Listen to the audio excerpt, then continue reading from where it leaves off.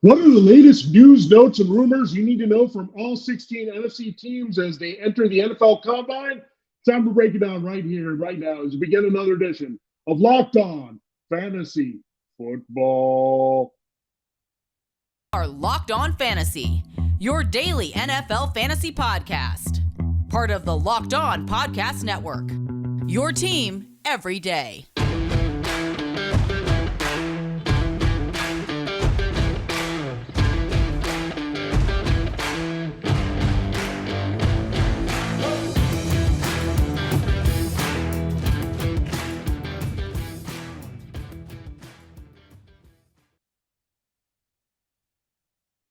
Greetings, everyone, and welcome to another edition of the Locked On Fantasy Football Podcast. As usual, I'm your host, Vinnie Iyer. When I'm not doing this, I'm writing about NFL and fantasy football for sportingnews.com. We do have to look at the NFC teams, the latest news and notes coming out of all 16 teams. We did that for the AFC, broke down some key storylines that we're watching and things coming out of all the teams here as they go to the NFL Combine in Indianapolis. We know it's not just a scouting showcase here for the draft picks in the 2023 class, but also a chance for a lot of the league's personnel men to get together, late night conversations, things going on behind the scenes here, trying to make some deals to help them with the veteran status for 2023. So a lot of good stuff there for sure. And we'll get more of those rumors swirling around once all those teams all get together after some late nights and maybe a few drinks. We'll find out a little bit more on maybe the key storylines, especially Derek Carr, who's trying to find a job here after being released by the Raiders. So all kinds of good stuff to monitor from the Combine on top of the exciting workouts we're going to have. We're not going to have Bryce Young, but all the other key quarterbacks here, Anthony Richardson, CJ Stroud, and Will Levis are all going to get their chances. So exciting combine ahead. We want to set the table and look at all the NFC news, notes, and rumors. If you missed the AFC, check it out. That shows up now. We'll go alphabetical order, start with Arizona, end up in Washington here to give you the latest. Washington with actually the latest news of them all that's notable. So we'll get to that here on the show. Thanks for making Locked On Fantasy Football your first listen today. We're free and available to you on all platforms. All right, let's dive right into the Arizona Cardinals here. They did, as we ranked the offensive coordinators, that was another show we did last week. They went to the Browns and got Drew Getzing. He was the guy working with Deshaun Watson, Jacoby Brissett. He did a good job as their quarterbacks coach under Kevin Stefanski. He's now calling plays for the Cardinals. But the bigger question is, how's his quarterback room going to look here now? Because Kyler Murray looks like they're optimistic he'll return well from the ACL, but they're not 100% sure that he's going to be ready by the opener in early September. So that could be tricky based on the timetable for his recovery. It was late in the season, so that is concerning for sure to see if Murray can heal up. And then Colt McCoy is also dealing with some new injury here. He's ancient, and they're going to have to look at a new quarterback here, someone that they can plug and play and start. So they might be in the market for a higher-end backup. So something to look at there. If that Colts situation deteriorates with Matt Ryan and Nick Foles, do they give Foles a shot in Arizona? With Gelsing, do they look at other parts here with Teddy Bridgewater? So it'll be very interesting to see what the Cardinals do, but they need a contingency plan here for sure, with Murray and McCoy being your options. And now Murray seeing a slow timetable to recover, and they're going to take his time because – look, he's a guy that depends a lot on his legs. He has to have them right here, or he's not going to go with that knee. So something definitely to monitor. McCoy on the shelf. So they just need a body taking reps here in the early part of the offseason. So Cardinals again in a tough spot here, looking for some help at quarterback. So I think they'll have a veteran, and I think he'll be a contingency to the point where if Murray can't play, they have to move on from McCoy. They'll go in that direction here. So that would obviously hamper what they're going to do offensively. They could still trade DeAndre Hopkins, which would hurt their passing game even more. So things have been quiet in the Hopkins front. They need to get the deal that can work and a restructure and trade to make that happen. So maybe they'll heat up here at the Combine. All right, we go from Arizona all the way to the other side of the country, to the southeast and Atlanta.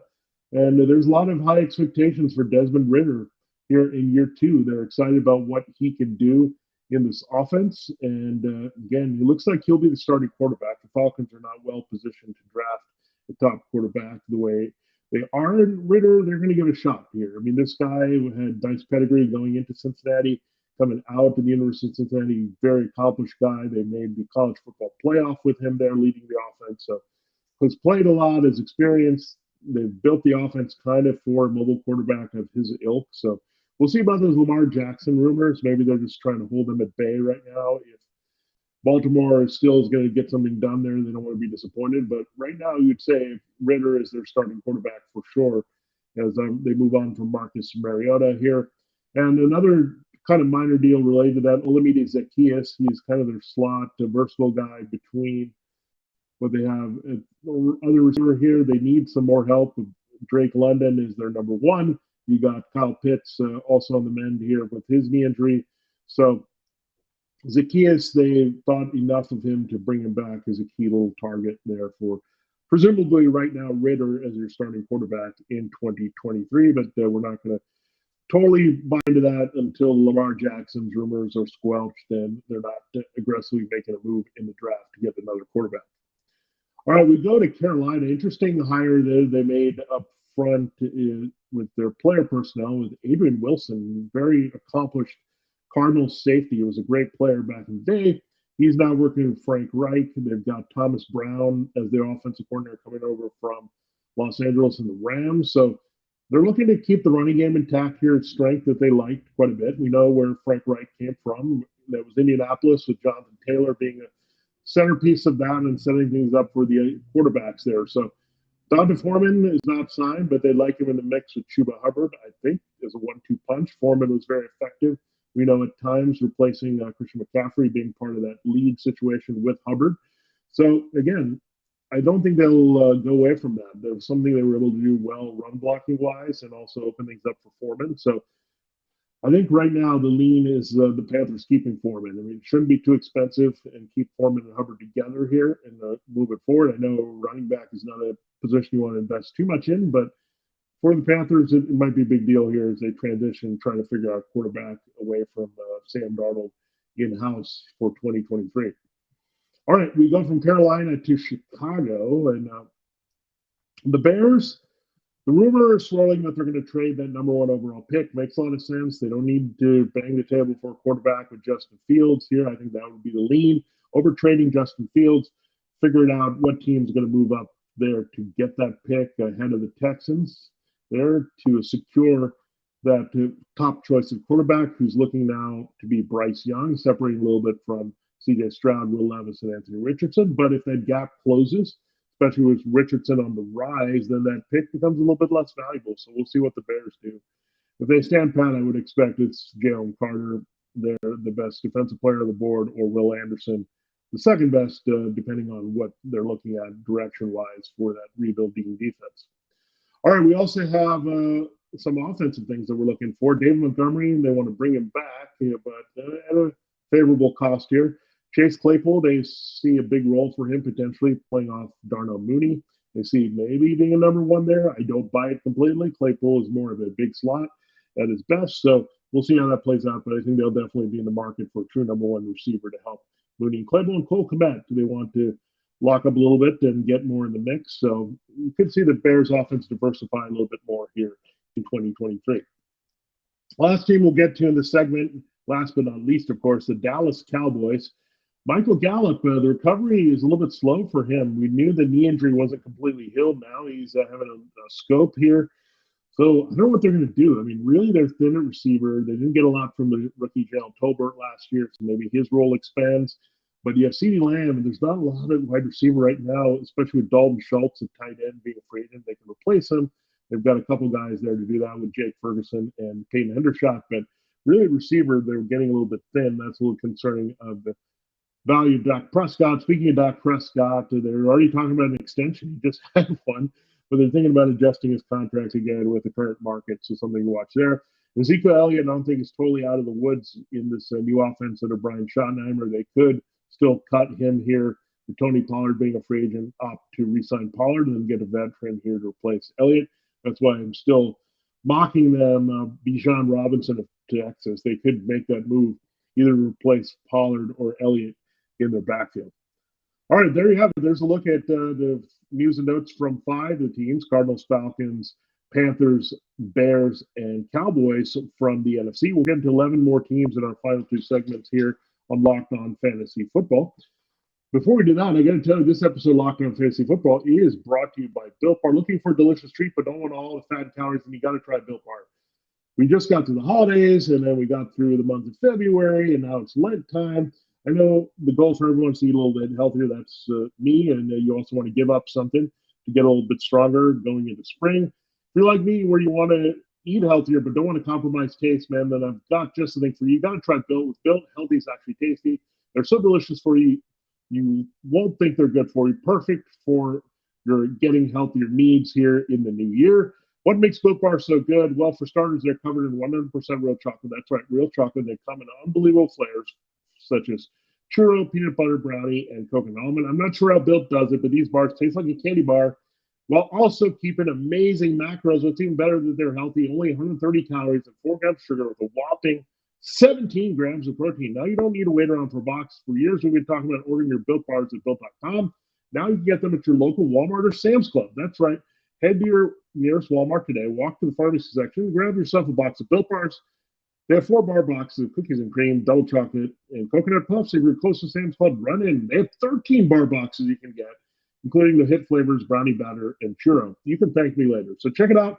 Built Bars, you can get them at Built.com or at your local Sam's Club or Walmart now. That's cool to know that you can walk in and get your Built and don't have to wait for your fix through the mail. So a lot of good stuff there for you to get on. Built Bar is the best protein bar out there, the best tasting protein bar for sure.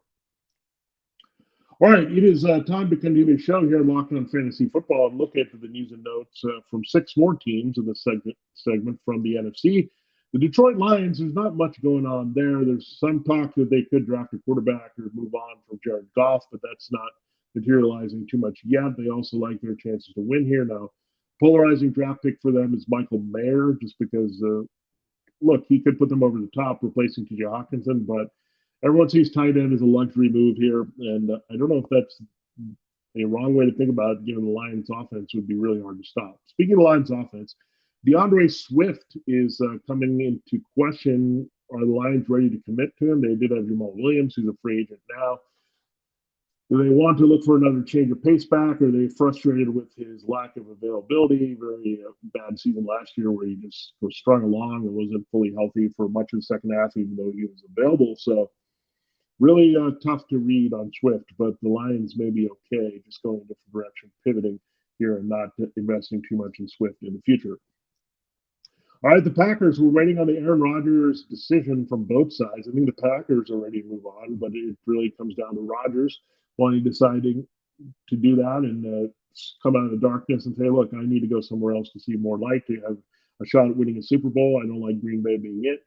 So we'll see. There's conflicting reports. There's some that he was definitely out of there. The Jets would make an aggressive offer. Now the Jets are worried about the cost, and Packers may have second thoughts about turning the page Jordan Love. So stay tuned. This drama is still just starting, and it'll drag out for a while because it is Rodgers and involves him for sure.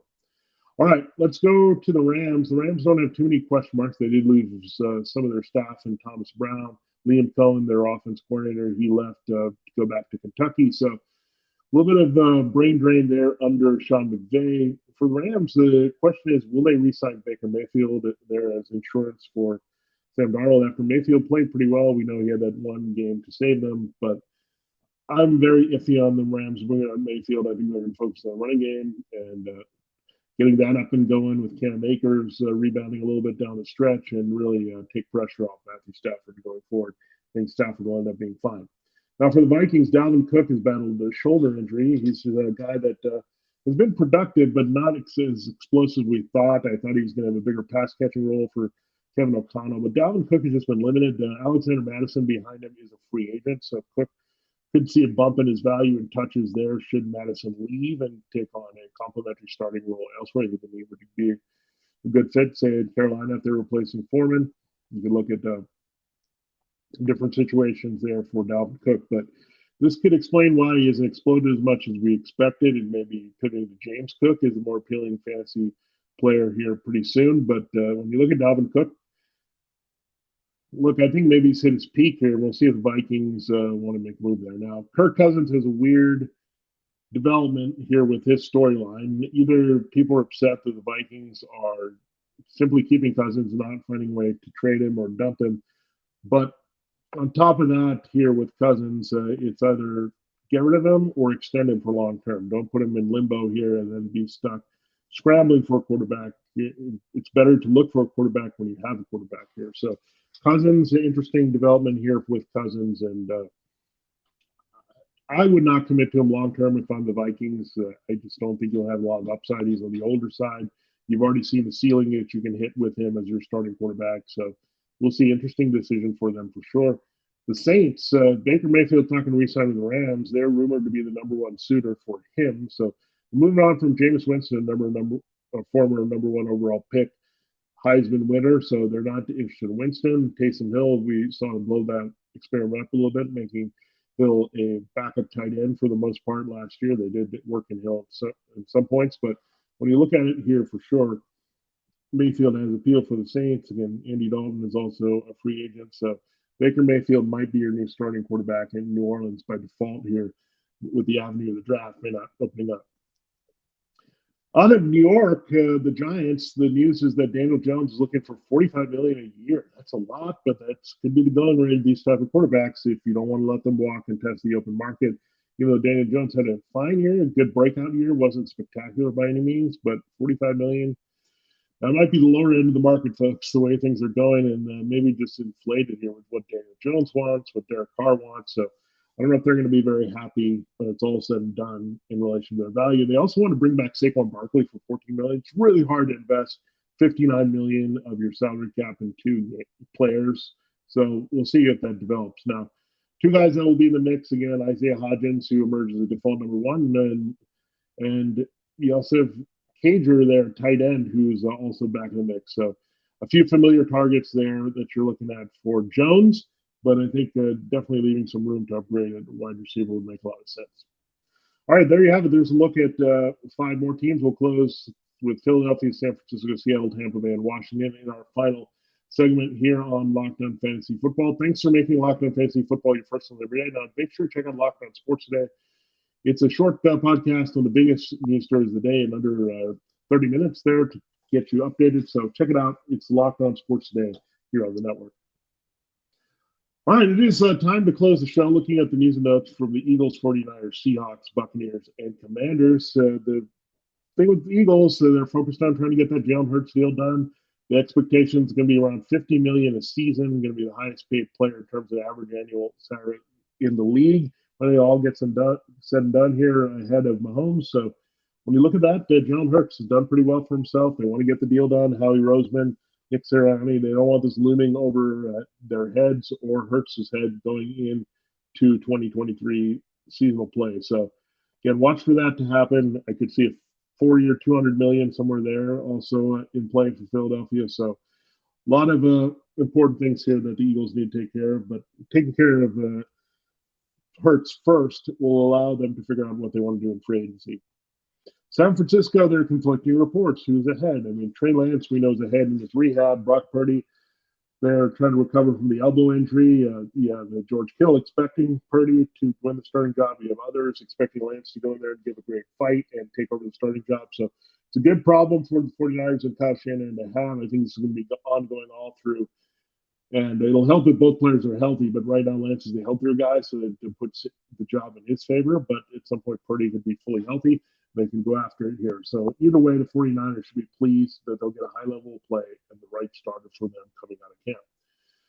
All right, the next team we look at is the Seattle Seahawks, and they're going to bring back Geno Smith, it looks like, but they're going to weigh their options, see if there's a better way to go. They do have 2 first-round picks, so they can think about going a different direction there, keep Geno Smith as a cheaper bridge here if he didn't cost them all that much. Last year, Tyler Lockett could also be in extension mode here. Otherwise, he would have been a cut candidate. And you look at Will Dissly, the knee injuries just aren't cooperating. They have different guys at tight end, so this could be a bigger role for Noah Fant going forward if Disley kind of just can't go anymore in this league and for the Seahawks. So something to look out there for Seattle. For Tampa, they're going to give Kyle Trask a start at shooting and shooting, and a shot at starting here for the Buccaneers. That's how exciting it is that Kyle Trask out of Florida, the second-round pick just a couple of years ago, is going to get a shot. And we wondered why that wasn't the case. Well, I think part of it is we're not that sold on Kyle Trask from what we've seen him here so far. I mean, there's a limited sample size, however, from Florida, and he hasn't really absorbed the offense. It's a new offense now with Dave Canales arriving from Seattle, that aforementioned team. So they lose their quarterback's coach in Seattle. He's now calling the offensive plays in Tampa, replacing Byron Leftwich. So could be a little bit more run-heavy oriented. That's what Todd Bowles wanted out of Canales. He wanted them to trust in the run a little bit more. That's great news for Rachaad White and Leonard Fournette, that they're going to focus more on that here in 2023. And Cade Otton could also see a bigger role. Cameron Braid is evaluating his future after having multiple concussions and scary head injury, close calls there. So you could see Cade Otton stepping up and being a key target. So really look at if it's a Kyle Trask and Cade Otton type of offense, what they can get out of the running game there is going to be pretty important there with Fournette and White. All right, the last team we're going to talk about here is that we're down to the Washington Commanders. They had big news on Monday.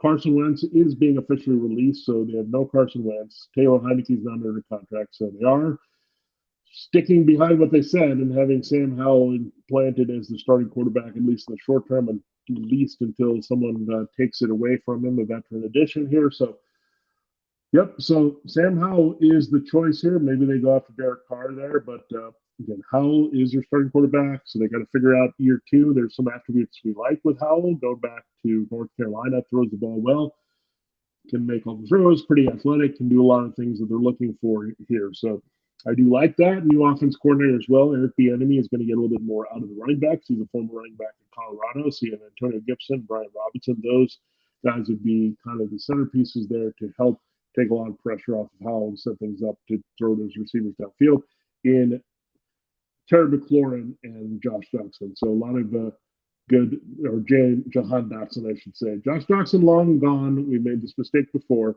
but it's Jahan Dotson and Terry McLaurin. These are guys that they want to get going off the running game and throwing downfield, and they feel like Howell can do that. So Bieniemy definitely can be a great influence on Howell after working for so many years with Patrick Mahomes. All right, there you have it. There's a breakdown of your latest fantasy news and notes here of note for fantasy football and the rumors that pertain to that as well. So getting you caught up before the NFL Combine really digs in and starts here in earnest this week with not just player arrivals, but team arrivals and the workouts all coming up this week. So we'll have more on the NFL draft for you. I do have a 2-round mock draft. They're up at Sporting News. I'll break that down, look at the offensive skill players here over the next couple of days, barring any breaking news. So we'll look at that. It'll be fun to do that as we go 2 rounds and a little bit more depth there at the offensive skill positions for fantasy and why these teams are thinking that. And that'll be good stuff for you as we go into advanced scouting mode here on Locked On Fantasy Football. For Locked On Fantasy Football, thanks for making us your first listen every day. This has been Vinnie Iyer. Now make your second listen Locked On NFL Draft. Damian Parson and Keith Sanchez provide in-depth coverage of the biggest NFL draft prospects. We deep dive into sleepers and hidden gems that you can expect to change your favorite NFL franchise. Find it Locked On NFL Draft wherever you get your podcasts on YouTube as well. Part of the Locked On Podcast Network, your team every day. For Locked On Fantasy Football, once again, this has been Vinnie Iyer. Have a great day. Check out sportingnews.com, and we'll catch you tomorrow with turning the page to Combine and Draft Talk.